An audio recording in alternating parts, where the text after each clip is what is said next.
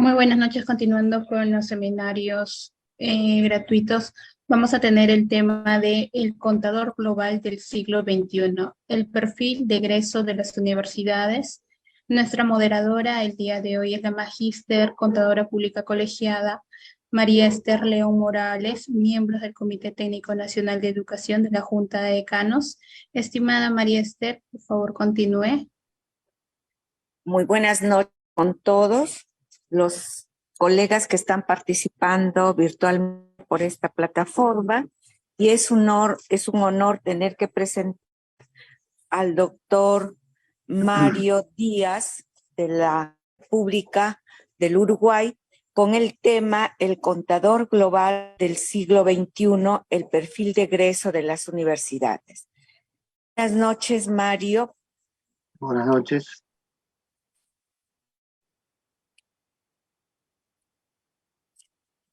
Bueno, Mario es un destacado profesional que viene trabajando estos temas, ¿no?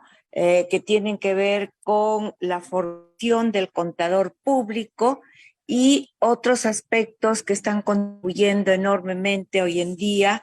Yo creo que a nivel mundial para las universidades se acrediten, ¿no? Y cumplamos con el perfil deseado que debe tener el contador que egresa a diferentes universidades.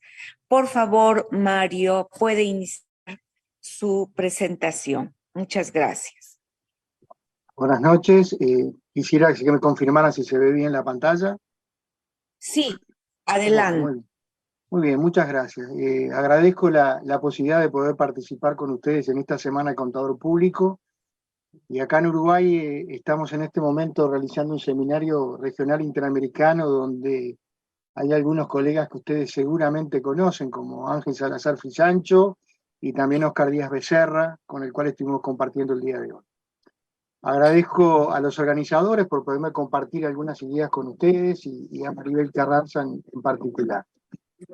El tema que yo voy a tratar de transmitir algunas ideas es este contador global de este siglo XXI y lo que tiene que ver con el plan de estudio, con el perfil de egreso, que va muy de la mano uno que el otro. Primero que nada, ubiquémonos un poco qué momento estamos viviendo. A raíz de la pandemia algunas cosas se acentuaron, hubo cambios importantes en lo que es el trabajo, donde el trabajo a distancia en muchos países ahora ya está reglamentado y tiene unas características especiales. En muchos lugares se ha dado el cierre de oficinas físicas como las conocíamos y se pasó a trabajar a través de tecnologías disruptivas en lo que es el trabajo en la casa, adaptada cada vez más en forma tecnológica a esa situación.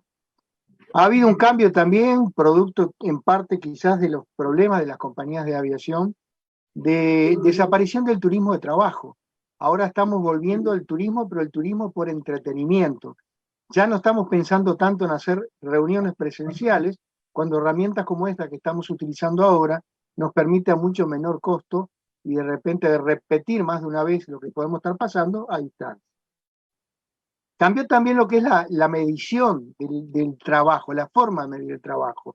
Ahora estamos muchas veces a través de plataformas que nos están identificando resultados y no tanto un supervisor que nos esté controlando el trabajo que estamos haciendo. Todo lo que tiene que ver con la inteligencia artificial y todo lo que ha sido a partir de noviembre del año pasado con la irrupción del ChatGPT hace que lo repetitivo se vuelva virtual y nos está cambiando la forma de contratar personal, porque en algunas tareas, y gracias al trabajo a distancia o el teletrabajo, es indiferente contratar a alguien local como contratar a alguien del exterior. Eso trae algunos problemas en algunos países en cuanto a la reducción de la fuerza laboral.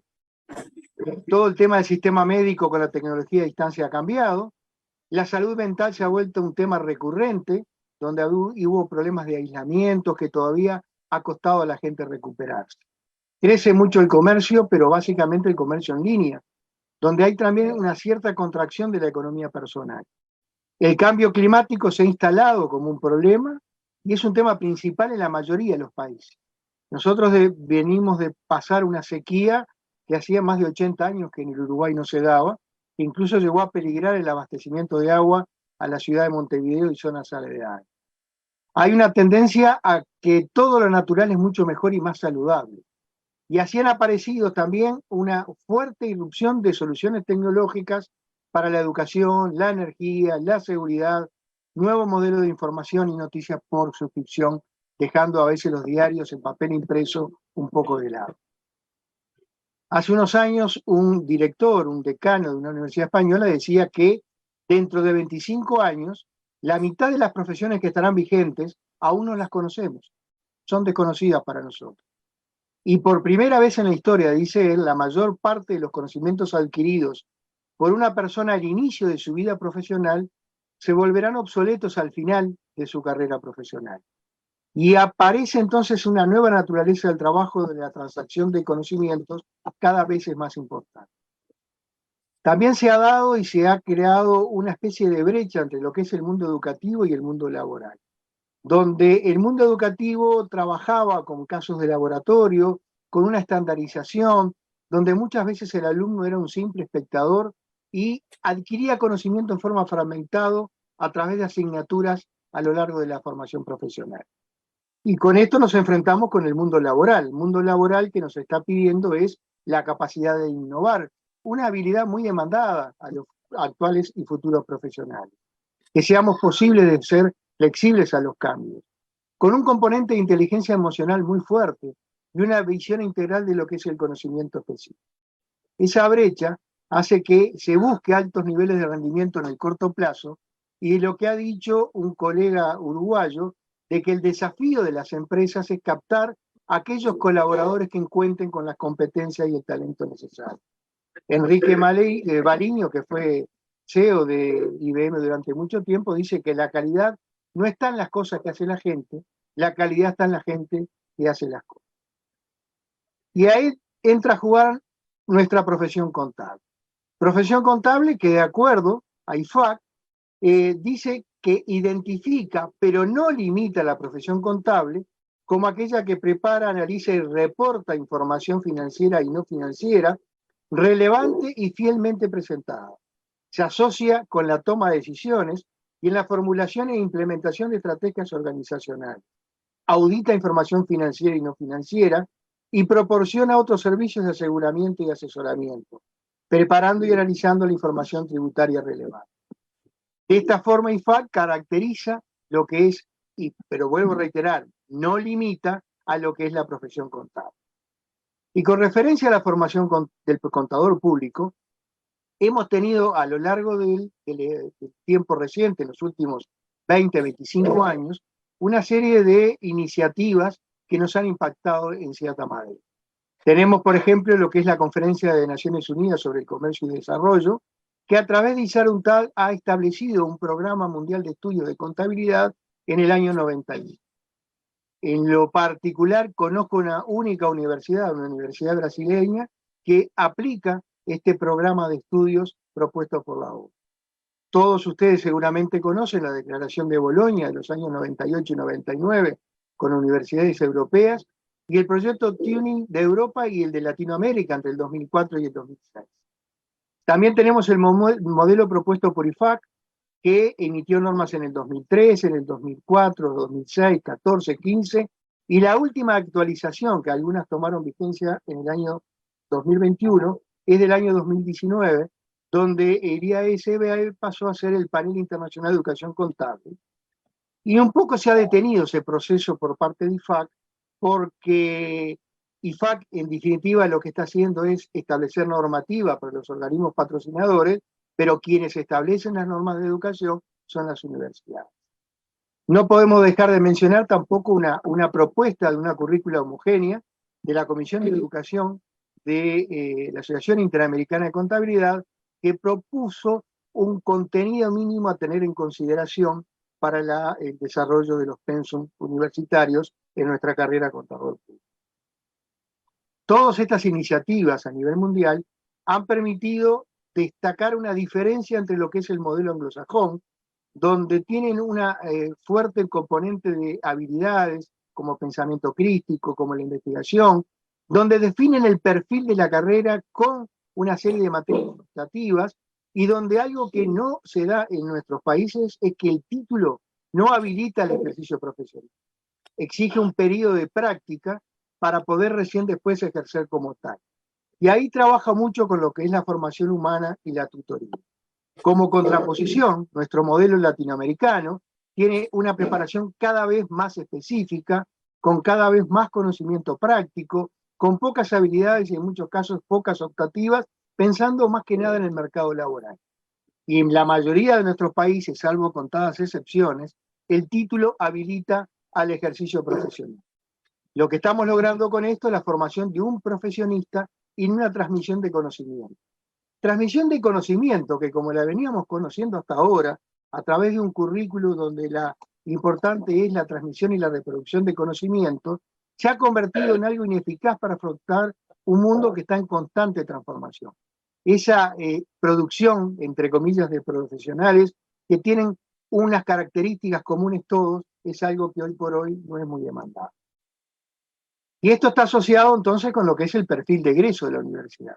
Perfil de egreso que en definitiva es la relación entre la universidad y la sociedad en la cual está inmersa, a través principalmente de sus estudiantes egresados.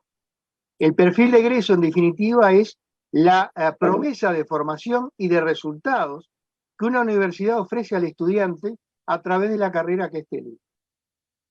Esta promesa se refleja en lo que es el proyecto de la carrera, que desde el currículum de la universidad combina asignaturas, didácticas, prácticas, criterios éticos, que a través de las experiencias de enseñanza y aprendizaje entre docente y estudiante y la convivencia entre estudiantes va formándose el futuro profesional.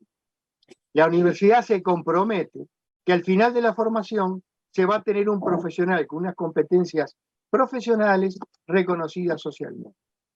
Con respecto al perfil de egreso, IFAC establece algunas características, buscando profesionales de una actuación íntegra y objetiva, que sea capaz de proceder con independencia en todas sus actuaciones profesionales, que tenga un fuerte conocimiento de lo que son las normas profesionales éticas, que demuestre una clara preocupación por el interés público, que demuestre también sensibilidad y responsabilidad social y que tenga un compromiso de aprender toda la vida.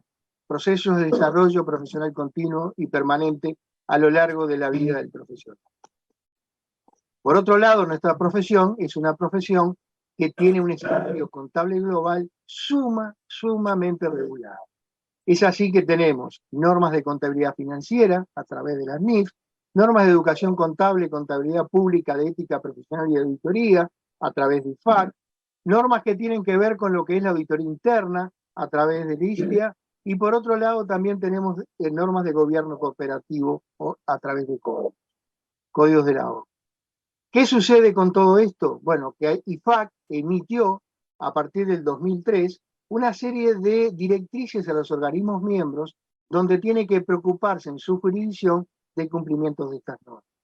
Es así entonces que tenemos 7 DOM vinculadas a las normas financieras, a las normas de educación contable, contabilidad pública, ética profesional y auditoría, y agrega otras 2 DOM que están vinculadas a lo que es al aseguramiento de la calidad del ejercicio profesional y la DOM 6 que trata de la investigación y la disciplina en el caso de apartamientos de un comportamiento adecuado. Enfocándonos a lo que a nosotros más nos interesa, que es la DOM 2, la que está vinculada con la educación contable, ahí tenemos un conjunto de 8 normas y un marco conceptual que nosotros lo podemos clasificar en 3 grandes grupos. Una primera norma que tiene que ver con los requerimientos de ingreso a la formación profesional, es decir, los requisitos que debe tener el estudiante que va a ingresar a la carrera contador público. Luego tenemos otro conjunto de normas que habla del desarrollo profesional inicial, es decir, aquellos requerimientos relativos al ingreso a la profesión, lo que quiere decir aquellos requerimientos relativos durante la formación del futuro profesional. Y luego tiene otro conjunto de normas que se vincula con el desarrollo profesional continuo, que es el mantenimiento y el desarrollo de la competencia profesional del egresado de las distintas carreras. Es así que tenemos entonces la IES 1 o la PIF 1 sobre requisitos de ingreso al programa de educación profesional en contabilidad, la 2, 3 y 4 que habla de las competencias técnicas, las habilidades profesionales, los valores profesionales, ética y actitudes, La número 5, que tiene que ver con la experiencia práctica. La número 6, que tiene que ver con la evaluación de profesionales en el momento de acceso al grado con la vinculación con la competencia. Y luego son 2 vinculadas a los egresados, el desarrollo profesional continuo y lo que son los requisitos de competencia para profesionales socios de auditoría. Estas normas, que la más antigua, digamos, es la de 2014, la I es número 1, pero la 2, 3, 4 y 2, 3, 4 y 8 tienen vigencia a partir del año 2021, que son bastante acertadas. Si de alguna manera quisiéramos asignar algún tipo de responsabilidad, podríamos decir que las 6 primeras son una responsabilidad casi directa de las universidades, porque tiene que ver con la formación, y la 7 y la 8 tiene que ver con los organismos patrocinadores, como por ejemplo la Junta de Decanos de Perú. Estas normas de educación, normas internacionales de educación o pronunciamientos de formación de contadores, tienen algunos resultados esperados, algunos resultados deseados. Por un lado, es el desarrollo de la competencia profesional que a través de proporcionar un método eficaz para lograrlo. Por otro lado, también tratar de reducir las diferencias en los requerimientos para el profesional contable en distintos países. A veces tenemos algunas brechas y eso complica lo que es el ejercicio profesional transfronterizo, que se da precisamente a través de la movilidad global. Hoy por hoy prácticamente no hay fronteras, y con el teletrabajo, como yo les decía hace unos instantes, eso cada vez es más notorio, que no tenemos fronteras por ningún lado. También es importante brindar referencias internacionales de buenas prácticas para la formación profesional. Y se plantean algunas etapas. Empezamos por definir las competencias y los niveles de desempeño a través de los objetivos de aprendizaje que tienen las normas. Luego nos habla de lo que es la estrategia de aprendizaje a través de los distintos métodos a utilizar en didácticos, en el dictado de cursos, los recursos que podemos disponer, tanto humanos como materiales, y los tiempos dedicados a esa estrategia de aprendizaje. Y luego plantea todo lo que es el tema de la evaluación, donde las normas sugieren algunos criterios y algunas formas de evaluar, que van desde exámenes escritos, estudios de casos, ensayos, pruebas objetivas, evaluaciones en el lugar de trabajo, la experiencia práctica, etc. Y acá lo importante es qué evaluar y cómo evaluar. Y en este sentido, en estas etapas, hay algunos conceptos formativos que nos está planteando estas normas de educación que deberíamos tener en cuenta nosotros cuando definimos el perfil de egreso y cuando definimos aquellas asignaturas que van a dar lugar a ese perfil de egreso que le estamos diciendo a la sociedad que va a tener nuestro estudiante de la carrera contador público. Entre esos conceptos, un rápido repaso de lo que es la competencia profesional, una capacidad de desempeñar una función según un estándar definido que va mucho más allá de lo que es el conocimiento de principios o conocimiento de normas o el conocimiento de hechos. Es una integración y una aplicación de competencia técnica, de habilidades profesionales, de valores, de éticas y de actitudes. Y acá esa competencia profesional se da para aquellos que son estudiantes, aspirantes a profesionales, y para aquellos que ya son profesionales egresados en el desarrollo y mantenimiento de esa competencia profesional. Otra serie de conjuntos de información que tenemos que tener en cuenta son las áreas de competencia, ese conjunto de resultados de aprendizaje que asigna un nivel de dominio requerido dentro del desarrollo profesional inicial, el contenido y la profundidad del conocimiento, que lo medimos a través de los resultados de aprendizaje, y el contexto en el que se alcanzan esos resultados del aprendizaje relevantes a través del nivel de dominio.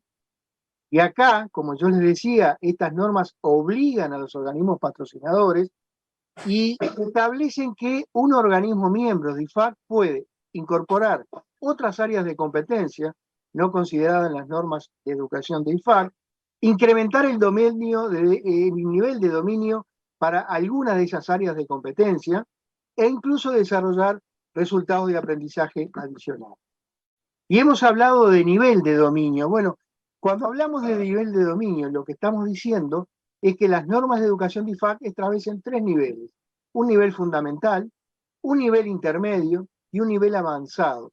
y que lo relaciona con lo que son las características del entorno de trabajo en niveles de ambigüedad, complejidad e incertidumbre. Para cada uno de esos 3 niveles de dominio, trae una serie de definiciones a través de resultados de aprendizajes y en lo que nos tenemos que ocupar o preocupar. Lo que sí nos dice que de estos 3 niveles que define IFAC, lo que debemos asegurar nosotros a través de nuestro perfil de los egresados es el nivel intermedio, que por ejemplo le permita aplicar, comparar y analizar de manera independiente principios y teorías, combinar competencia técnica y habilidades profesionales, aplicar valores éticas y actitudes y presentar información y explicar ideas de manera clara. Es decir, lo que tanto se habla hoy de una comunicación efectiva y poder comunicarnos con terceros. Veamos un único ejemplo, porque no es el objetivo de esta charla hablar de estos resultados de aprendizaje. Y es bueno también que de todos los resultados de aprendizaje, el nivel de dominio que tenemos que tener es intermedio, menos lo que tiene que ver con economía, que dice que tiene que ser el fundamental, el básico.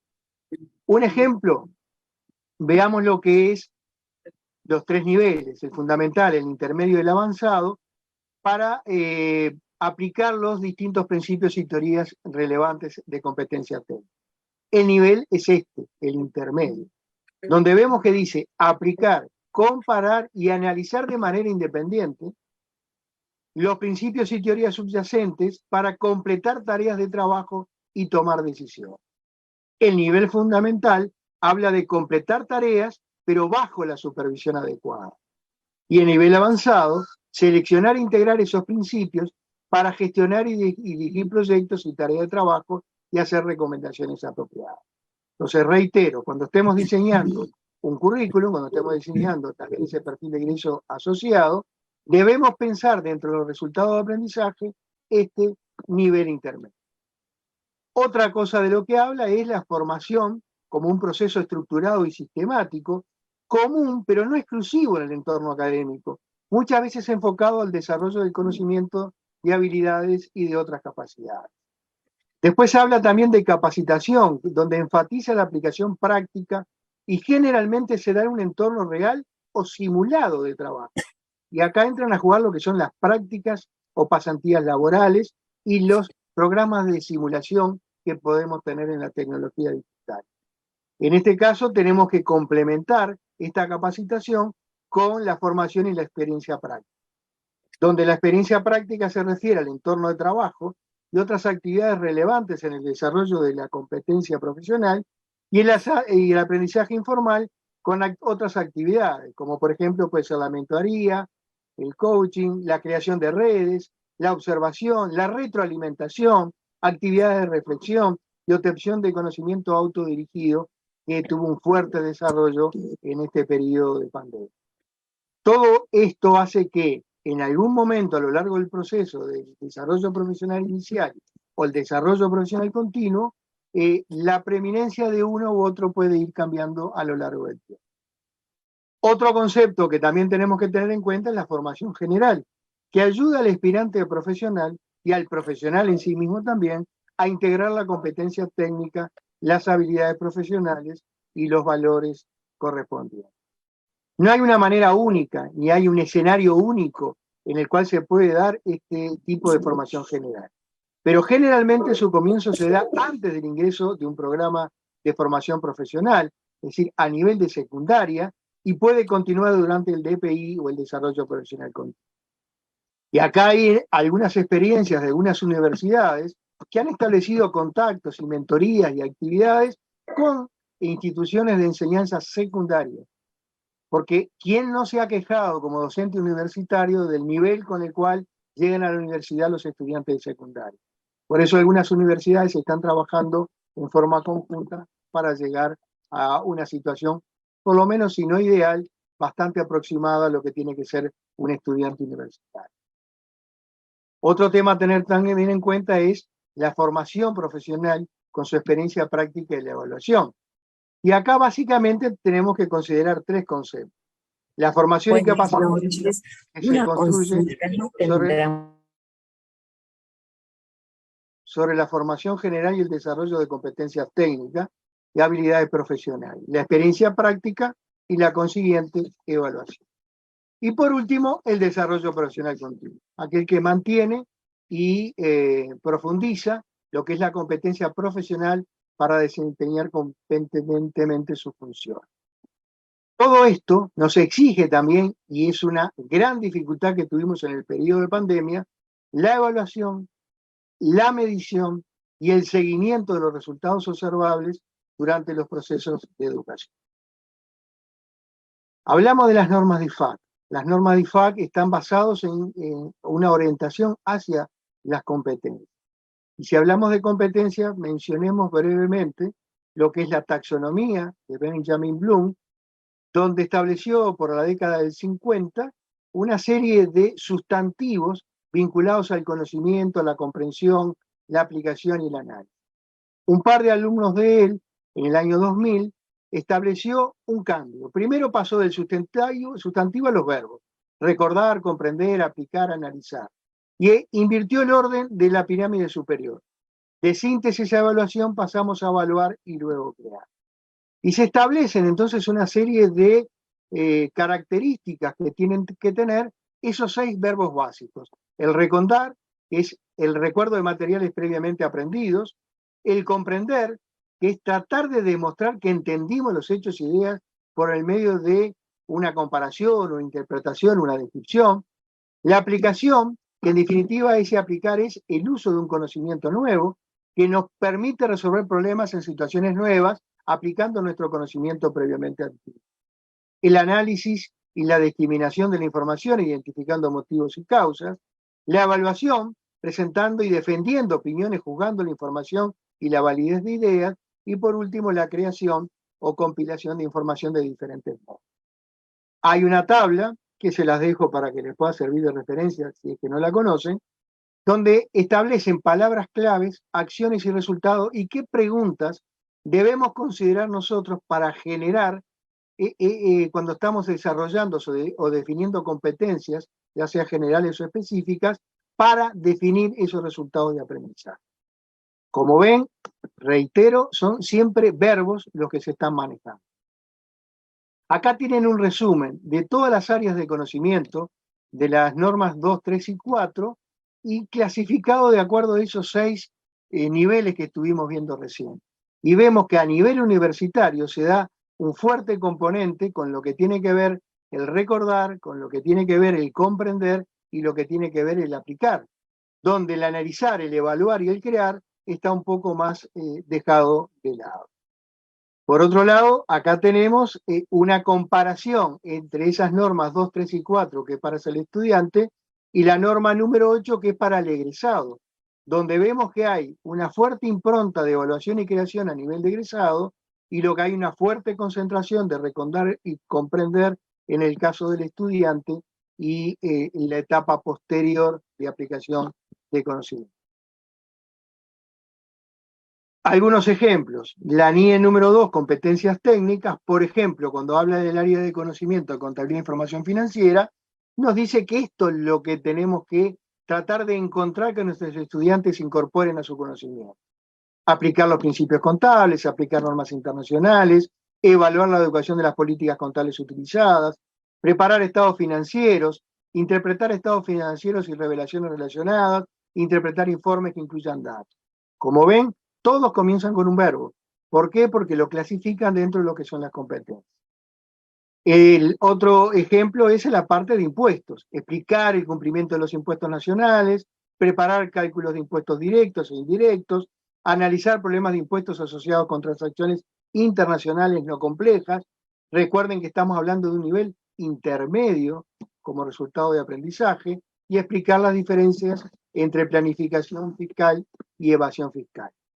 Estos son los resultados de aprendizaje que nos sugiere IFAC para esta área de impuestos. Y así, si ustedes ingresan, lo leen, van a ver que tienen para cada una de esas áreas de competencias técnicas toda una serie de resultados de aprendizaje. En el caso del grupo de actitudes tenemos, por ejemplo, la interpersonal y comunicación relacionado con la capacidad de un contador para trabajar e interactuar eficazmente con los demás.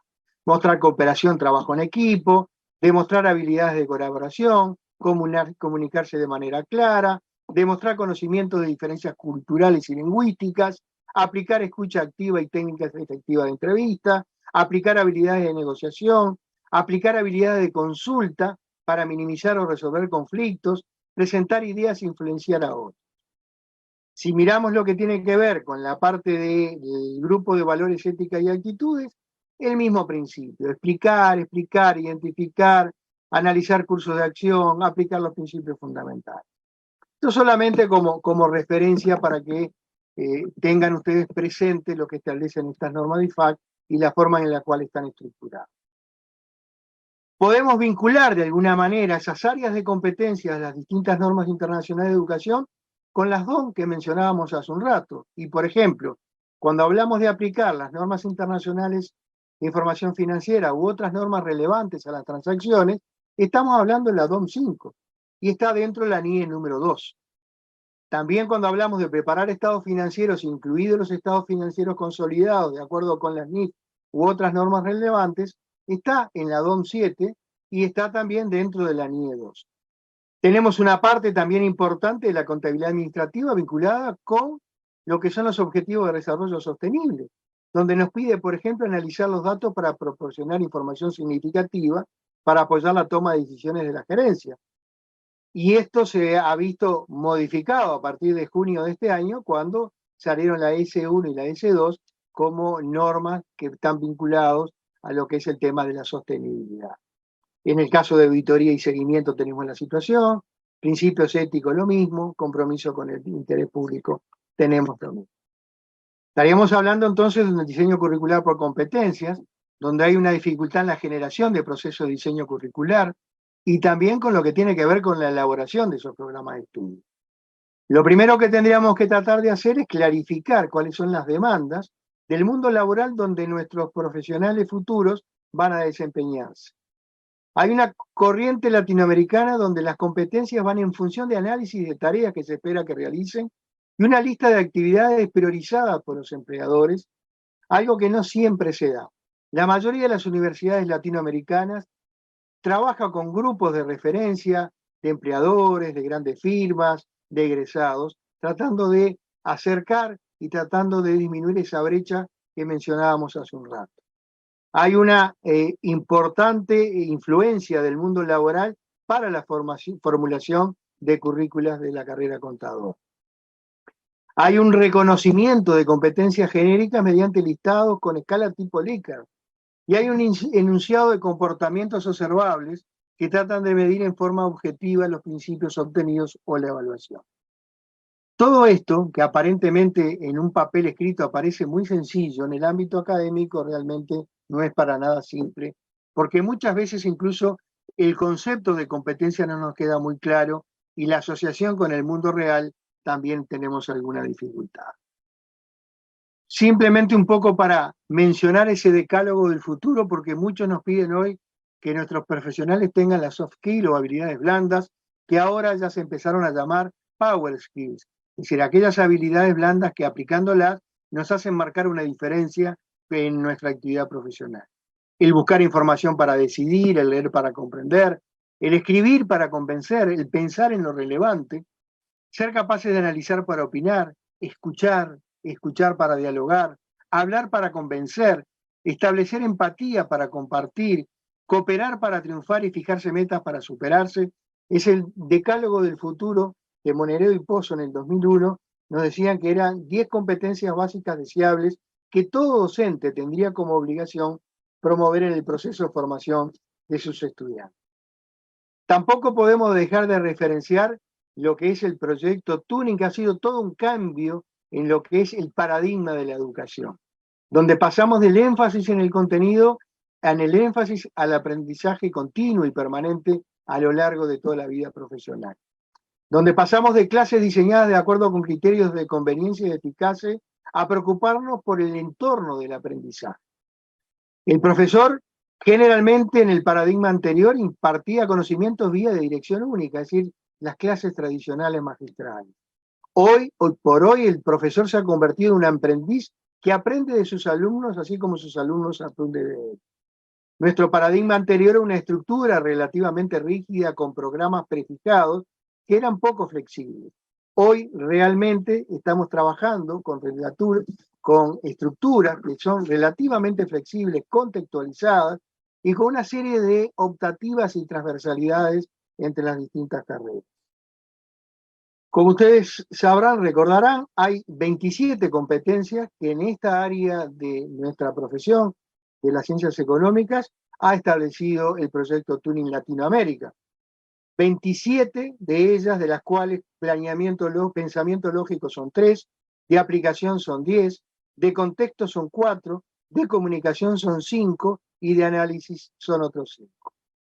Y esto lo traigo a colación porque hay un estudio que se realizó a académicos, empleadores, estudiantes y graduados preguntándole un ranking de esas competencias que establece el proyecto Tuning. Y fíjense ustedes las diferencias que tenemos a veces. El académico se preocupa de la capacidad de abstracción, análisis y síntesis. Los empleadores, los estudiantes y los graduados les interesa más la capacidad de aplicar los conocimientos en la práctica. En segundo lugar, los académicos se preocupan de esa capacidad de aplicar los conocimientos en la práctica y en segundo lugar, los empleadores, la capacidad de abstracción, análisis y síntesis.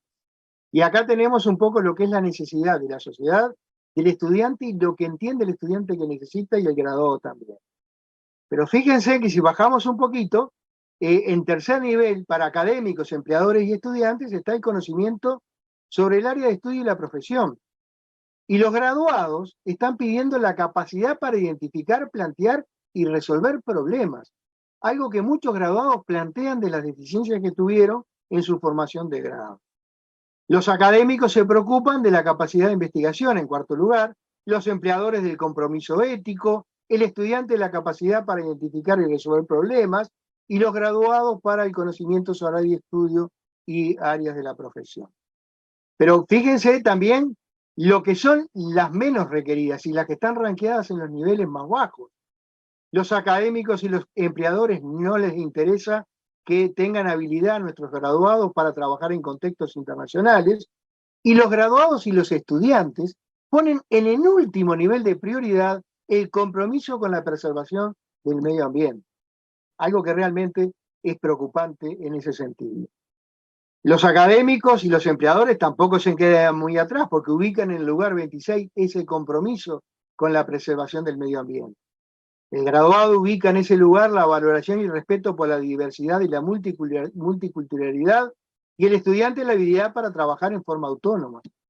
Como vemos, estos 4 grupos de interés, los académicos, los empleadores, los graduados y los estudiantes, muchas veces tienen algunas opiniones que son relativamente divergentes.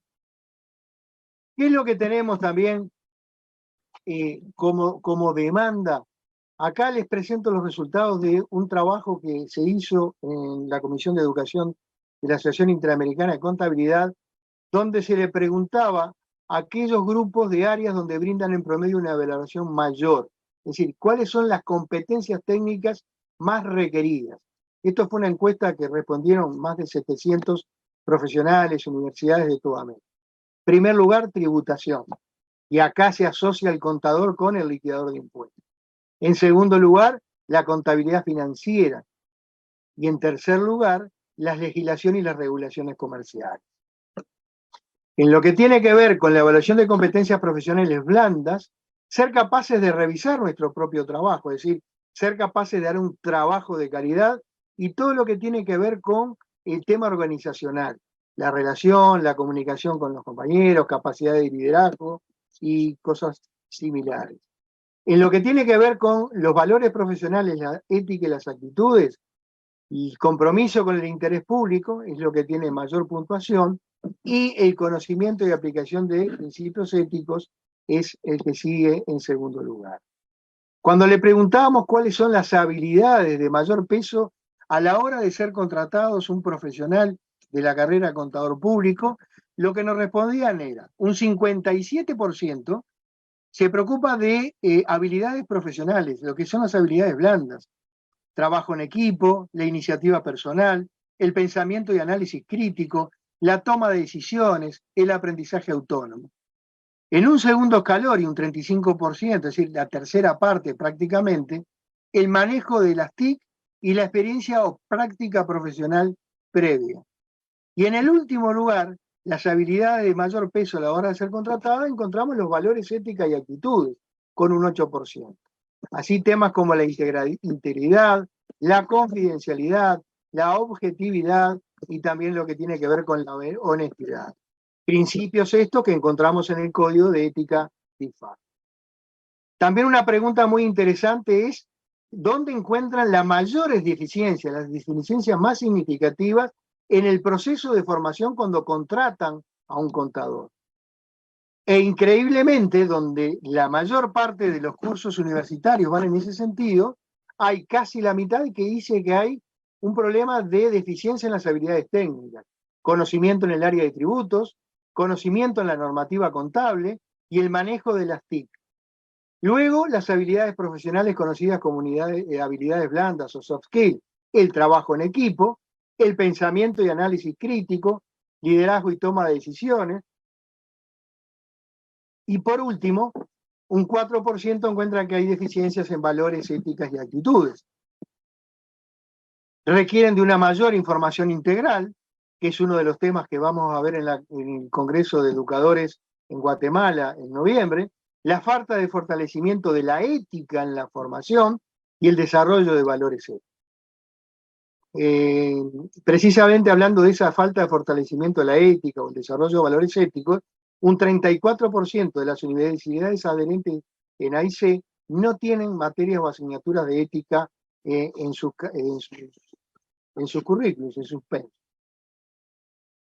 Lo que sí, más allá de todo lo que tiene que ver con nuestras habilidades técnicas, nosotros tenemos un compromiso que podemos enfocarlo de diferente manera. Siempre vamos a encontrar visiones diferentes para un mismo hecho, pero hay tres cosas que son claras. Primero que nada, tenemos un compromiso con la tecnología.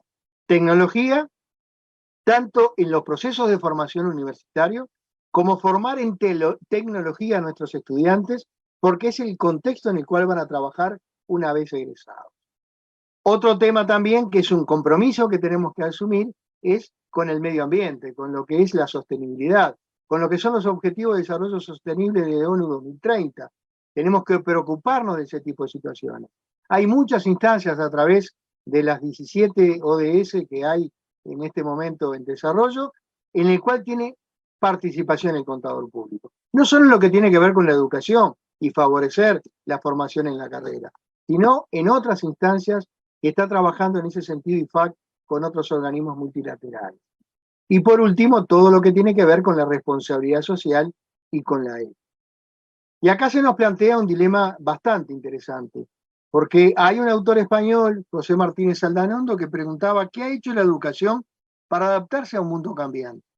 Y él nos dice que un científico, un soldado, un médico del siglo XIX sería incapaz de manejarse en un laboratorio, un campo de batalla o en un quirófano actual. Y él dice, un docente no tendría mayores problemas de adaptación y pone como ejemplo lo que pasó con Fray Luis de León, que luego de estar 5 años preso, salió de la cárcel y al otro día fue a la universidad y dijo, como decíamos ayer, y continuó dando la clase como si nada. Entonces, hay algunos desarrollos clave en tecnología educativa que tenemos que tener en cuenta. La inteligencia artificial para el aprendizaje predictivo y el aprendizaje personal.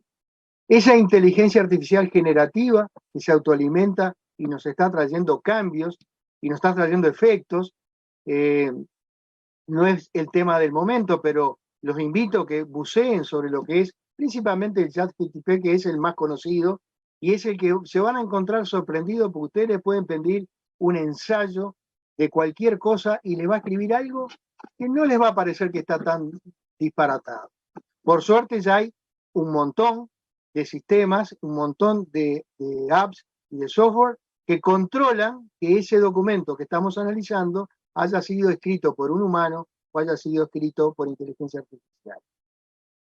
Se nos están difuminando lo que son los límites entre las distintas modalidades de aprendizaje y aparece lo que se conoce como modalidad de high flex.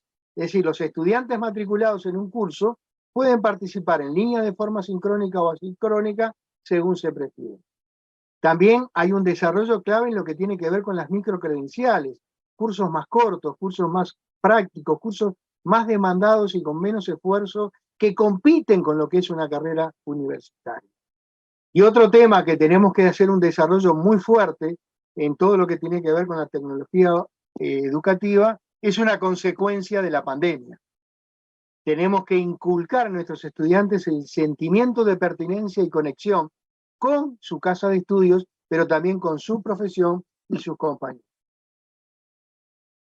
Otra encuesta que también se realizó, en este caso fueron casi 1000, entre empleadores, estudios, universidades, ¿cuáles son las competencias, las habilidades y actitudes y valores que se esperan en un contador? Y acá tenemos, que no nos puede llamar la atención, que la tributación es un nivel muy demandado, con un 70%, pero también un 70% tiene que ver con lo que son la aplicación de principios éticos. En un segundo nivel tenemos la auditoría y el aseguramiento, la contabilidad financiera, el compromiso con el interés público y el escepticismo y el juicio profesional, en alrededor de un 60%.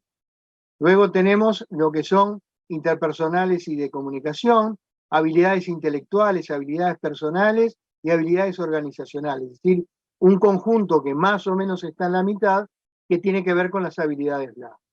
Y luego hay otra serie de habilidades, competencias demandadas, pero con mucho menor peso.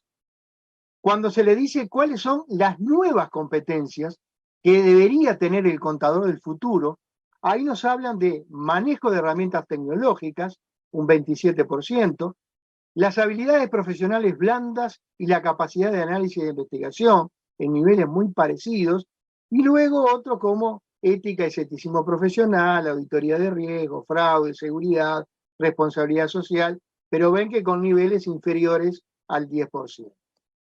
Cuando le preguntábamos también cuáles son las nuevas herramientas tecnológicas que va a necesitar el contador del futuro y que por lo tanto es de esperar que estén incluidos en el perfil de egreso del futuro profesional, hablan del software de análisis financiero, costos y riesgos, todo lo que tiene que ver con el análisis avanzado de datos, con la gran profusión de datos que hay por ahí a través de Big Data, lo que tiene que ver con el blockchain, lo que tiene que ver con la inteligencia artificial y ese análisis de grandes cantidades de datos que incluso puede hacer cambiar uno de lo que son las tareas básicas y fundamentales de nuestra profesión, que es la auditoría.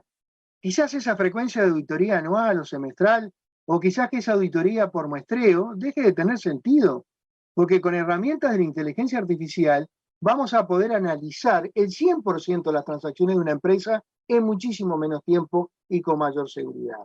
Y también con la existencia del blockchain nos va a cambiar la necesidad de conciliar cuentas, porque cuando uno de las puntas de ese bloque haga el registro ya queda en el otro lado también. Entonces esas partidas que están yendo de un lado al otro no van a tener sentido porque va a ser en tiempo real.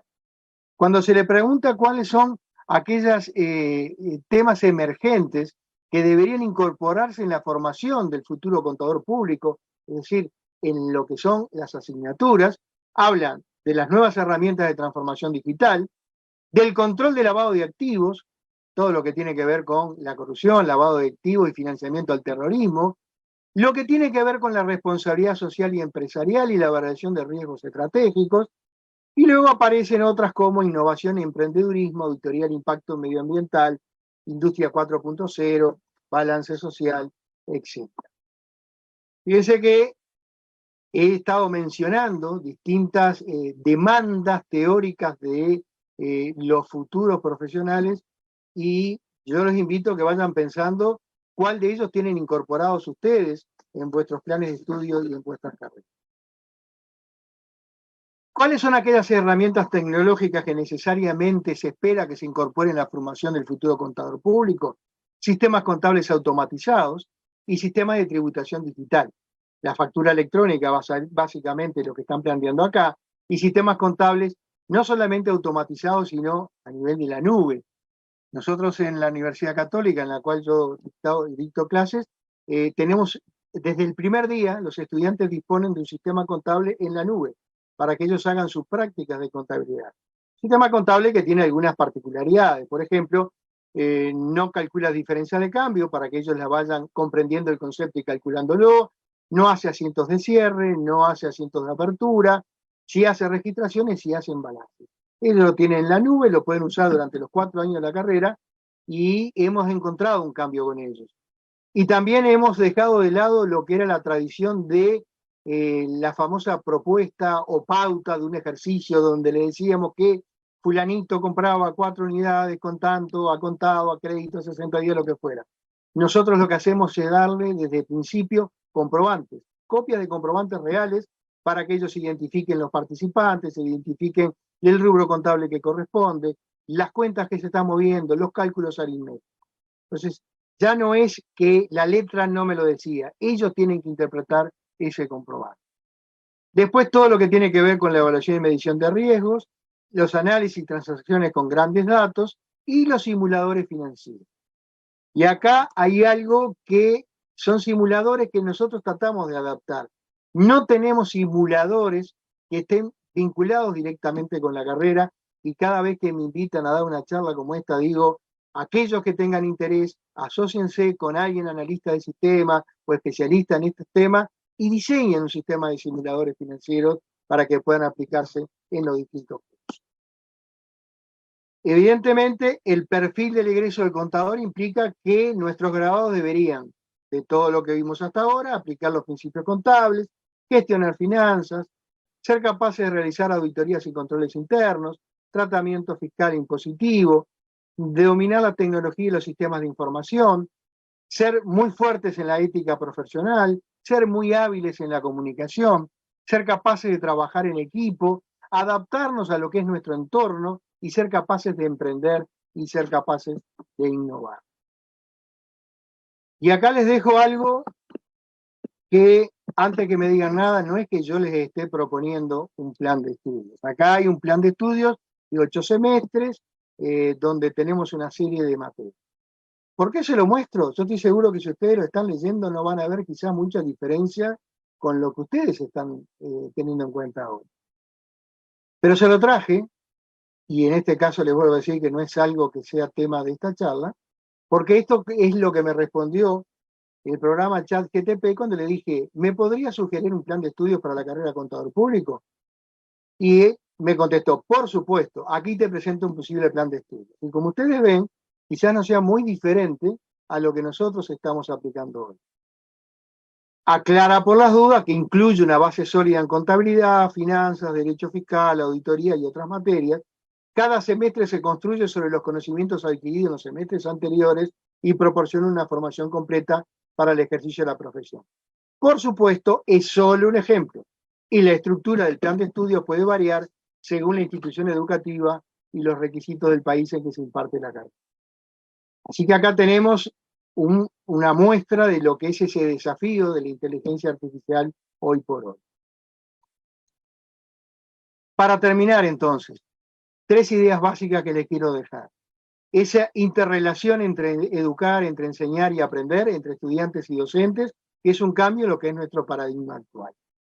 Otro tema es esa pareja indisoluble entre educación y tecnología, donde debemos diferenciar, sí, educar con tecnología, plataformas, puede ser webinar, puede ser simuladores, puede ser algún software para evaluar, pero es muy importante lo que es la educación en tecnología, inteligencia artificial, blockchain, computación en la nube, son algunas ERP, facturación electrónica, son algunas de las cosas que tenemos que tener en cuenta en esa formación con y en tecnología.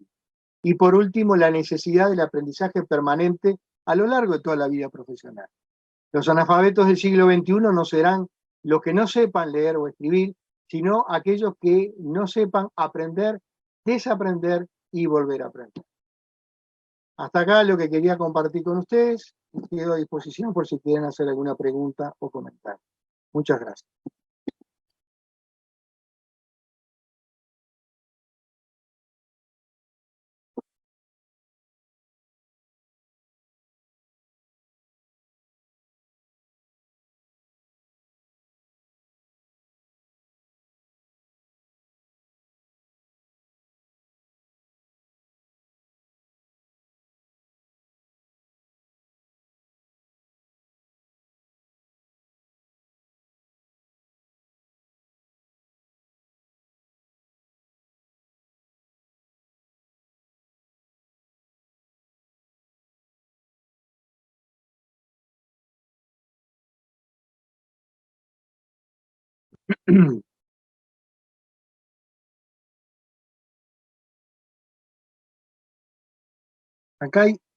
Acá hay una pregunta, digo, perdón, la pregunta que voy a hacer yo primero. Digo, ¿voy viendo las preguntas que tengo a nivel de chat y vamos respondiendo o cómo funcionamos? Parece que se desconectó la señora María, Ajá. entonces podemos leer algunas. Bueno, perfecto. Acá tengo una en la parte de pregunta y respuesta que dice si es necesario articular con los alumnos las herramientas tecnológicas porque si no están en épocas retrógradas. No entiendo bien la pregunta, Marco Antonio. Si pudieras aclarar un poco más.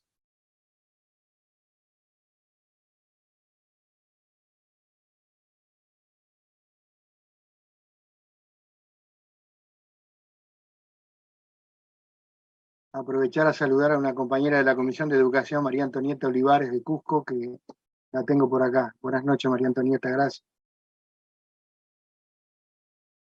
¿Yo preguntas?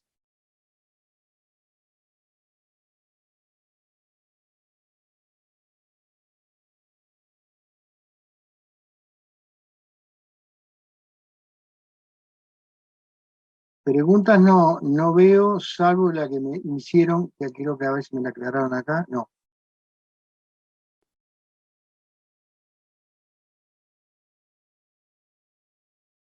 Ah, perfecto. Marco Antonio Alvarado, ahora sí entiendo. Que es necesario articular con los alumnos en aula y utilizar las herramientas tecnológicas. Sí, hay un problema a veces con la utilización de herramientas tecnológicas en el aula, que es la distracción, ¿no? Es muy difícil controlar si el estudiante está utilizando esas herramientas, celular básicamente, para la clase o para qué. En algunos lados se bloquea la señal al exterior y solo se puede tomar lo que tiene adentro. No tenemos que tenerle mucho miedo o nada de miedo a las herramientas tecnológicas, porque si nosotros no las incorporamos al aula, posiblemente estemos compitiendo contra algo que el alumno va a tratar de utilizarla de cualquier manera. Acá pensemos un poco lo que nos pasaba. Digo, nuestra fuerza humana fue perdiendo valor con las máquinas. Eso fue claro.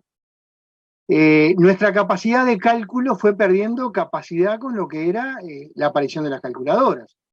Toda nuestra capacidad de búsqueda e interpretación, cuando apareció Google, dijimos, se nos acaba. Y seguimos funcionando y siguieron las universidades trabajando sin ningún tipo de problema. Entonces, tenemos que tratar de utilizar aquellas herramientas tecnológicas que despierten en el estudiante la inquietud, la necesidad. Y ahí es un gran desafío para el docente. Cómo potenciar la utilización de esa herramienta tecnológica, pero no sé si hay estudiantes acá, no facilitar la tarea. Y eso nos significa nosotros pensar mucho y en forma muy creativa cómo podemos utilizar esas herramientas tecnológicas. Pero no tenemos más remedios que incorporarla, porque es la realidad en la cual nuestros estudiantes están inmersos hoy, pero cuando sean egresados van a estar trabajando de esa forma. Así que incorporemos programas de contabilidad, incorporemos simuladores, hagamos búsquedas por internet, hagamos búsquedas por Google, utilicemos incluso la inteligencia artificial, como por ejemplo diciéndole, bueno, sobre tal tema, busquen información, o a ver qué fue lo que les dijo la inteligencia artificial y lo discutimos en clase. Es bastante complicado, ¿por qué? Porque la mayoría de nosotros no somos nativos digitales, somos inmigrantes digitales y mantenemos nuestro acento de origen todavía. Así que nos estamos tratando de acostumbrar, pero es mucho más rápido y el estudiante es más rápido. Pero capaz que ustedes observaron algo, el estudiante es muy hábil con redes sociales, ¿tá? Con comunicación por lo que tiene que ver de repente el WhatsApp o cosas por el estilo. Pero ¿cuántos de ustedes no se enfrentaron con estudiantes que están trabajando con una planilla Excel y ustedes los ven que tienen una columna de números y agarran el celular para sumar?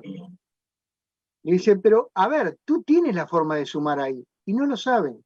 ¿Por qué? Porque a ellos les falta a veces esa formación en ese tipo de herramientas. Y en eso es lo que nosotros tenemos que tratar de ocuparnos y de preocuparnos, en usarlo en nuestra ventaja. ¿Por qué las universidades nacionales no homologan las mallas curriculares? Me imagino que es una pregunta que se refiere a Perú, de lo cual no tengo mucha idea. Por acá dicen también, de acuerdo, la inteligencia artificial ayuda, pero cuidado, aún se sigue testeando. Sí, hay varios problemas. Primero, la inteligencia artificial, en el caso particular de ChatGPT, está hasta septiembre de 2021. Si ustedes les preguntan hoy, por ejemplo, quién salió campeón del mundo en Qatar, le dice que no pueden predecir el futuro, que por lo tanto no tienen la información. Están por sacar una nueva versión a fin de este año, a principios del año próximo, que dice que tiene mejoras con el anterior. Es una información que no se puede tomar como buena siempre. Y les voy a dar dos ejemplos. Digo, yo les pregunté para una charla que di sobre inteligencia artificial, ¿cómo hacer un asiento de venta? Me lo contestó bien. La segunda pregunta, le volví a preguntar, porque eso es algo que me entretiene, preguntándole 2 veces lo mismo y cambia la respuesta. El segundo fue un disparate, porque me dijo, una venta a crédito, hay que debitar la cuenta de ventas, hay que acreditar la cuenta de deudores a cobrar y hay que acreditar la cuenta de IVA venta. Ergo, el asiento no le cerraba por ningún lado. Así que ahí tenemos un ejemplo de los problemas que trae. Y otra cosa que nos pasó, y nos pasó hoy, una colega que tenía que dar una charla acá en Uruguay, le dio por preguntar a ChatGPT de que qué normas regulaba a los contadores en Uruguay. ¿Y qué fue lo que les dijo? La ley número tal, no importa el número, que es una ley de URSEA. Ustedes se preguntarán qué es URSEA. Bueno, URSEA es un organismo regulador de energía y agua. ¿Por dónde salió a buscar? Por los contadores, por los medidores de agua. Entonces, cuando dijo, la ley que regula a los contadores es esta. Tremendo disparate, pero hay que tener cuidado con eso. Lo que tenemos que tratar es usar la inteligencia artificial en ayuda nuestra, en ese sentido. Yo he practicado, he probado, por ejemplo, haciendo cuestionarios múltiple opción, que nos da trabajo a veces hacerlo, él lo hace, nos da la solución y nosotros lo que tenemos que hacer es verificarla. Es decir, en ese sentido nos ayuda como docente. Por supuesto, no podemos tomarlo como bueno sin revisarlo. Pero bueno, nos ayudan tareas rutinarias. Y es en definitiva lo que ayuda a la inteligencia artificial, eliminar tareas rutinarias.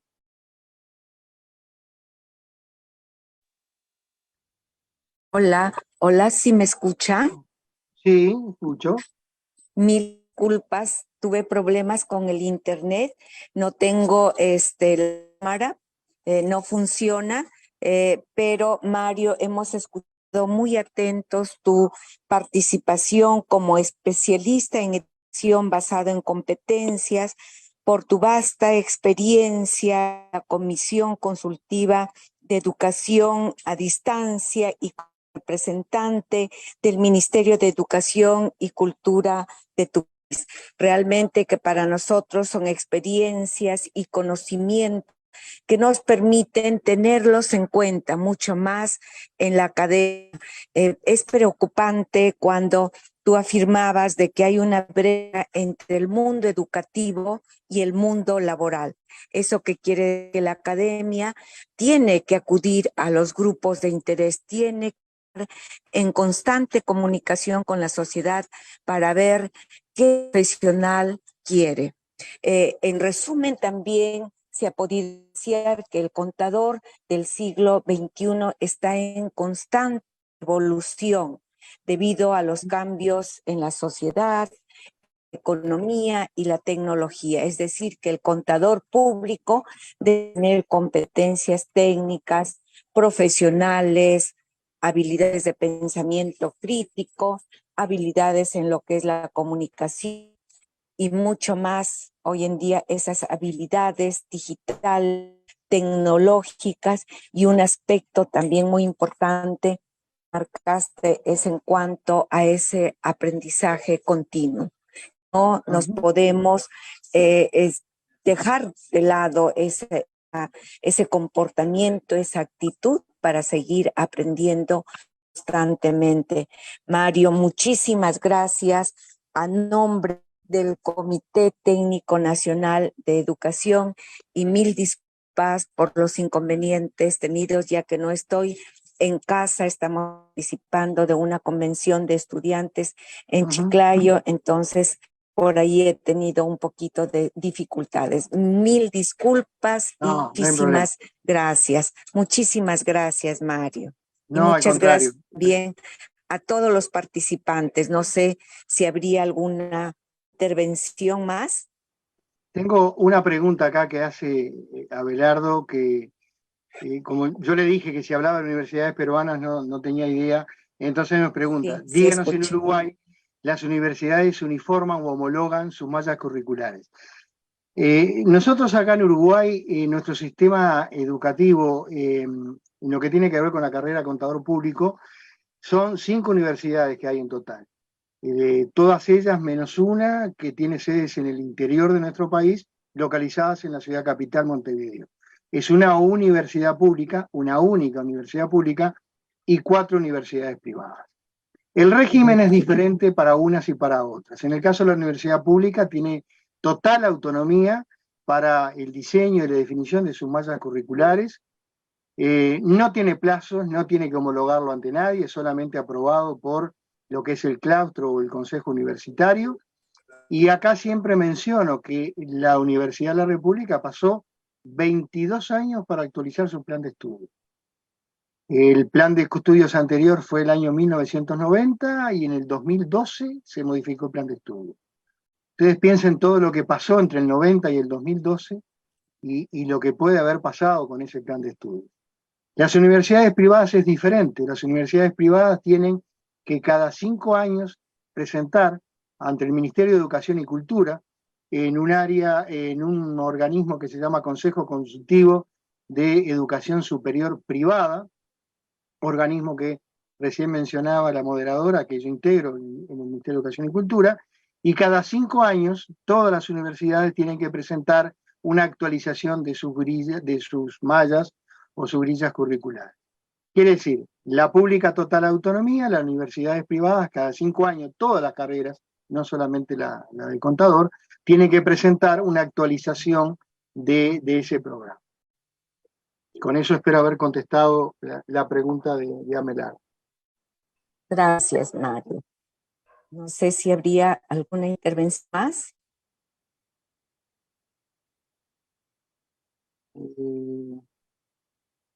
No veo. Hay comentarios, sí, pero preguntas yo no veo. Ya, Mario, nuevamente No, mi agradecimiento. perdón. Voy a hacer una aclaración, porque yo mencioné la Universidad Católica. Es la Universidad Católica del Uruguay, no la PUC. Porque me dice, la Católica, dijo el ponente, ¿se refiere a la PUC? No es la Pontificia Universidad Católica de Perú, sino es la Universidad Católica del Uruguay, que es una universidad jesuita, es de la, digamos, del clero, pero confiada a la Compañía de Jesús. Fue la primera universidad privada en Uruguay. Las universidades privadas en Uruguay existen desde el año 99, el año 2000. Antes no había universidades privadas, solamente existía la universidad pública. Desde el año 1850 es que se fundó esa universidad privada. Así que cuando dije católica, es la Universidad Católica de Uruguay. Vamos a aclarar gracias, por las dudas.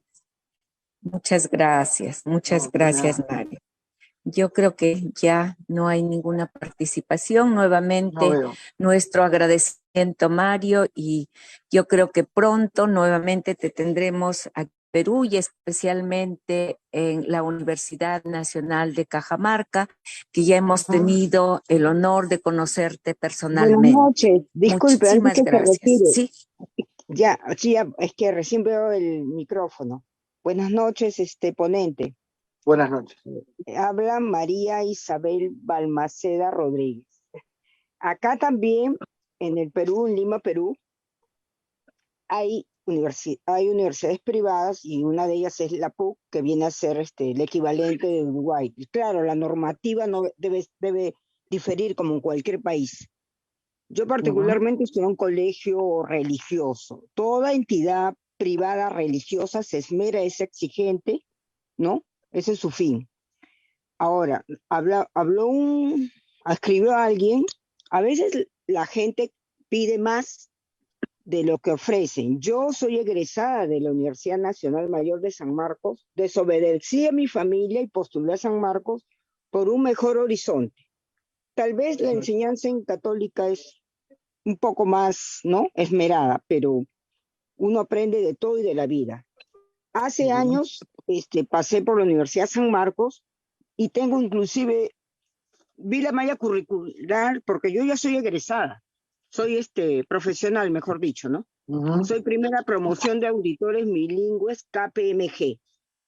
Ya, entonces la escuela profesional hay, mire, pues digo, ¿cómo habrá cambiado? De auditoría empresarial y del sector público. Hay otra malla que es de tributación.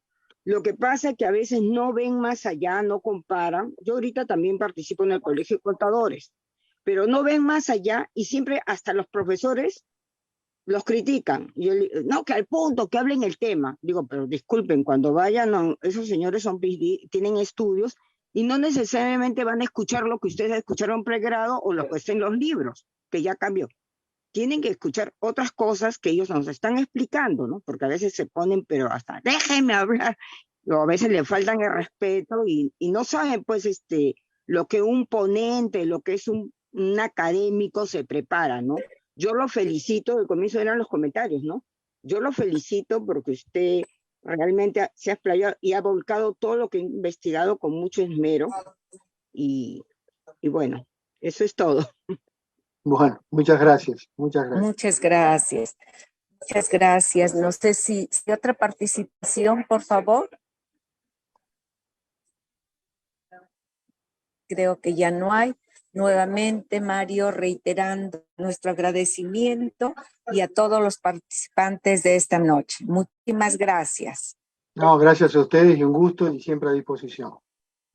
Gracias, Mario. Muy amable. Gracias. Buenas noches. Cuídese. Buenas noches. Buenas Gracias noches, igualmente. colega. Buenas noches. Buenas noches.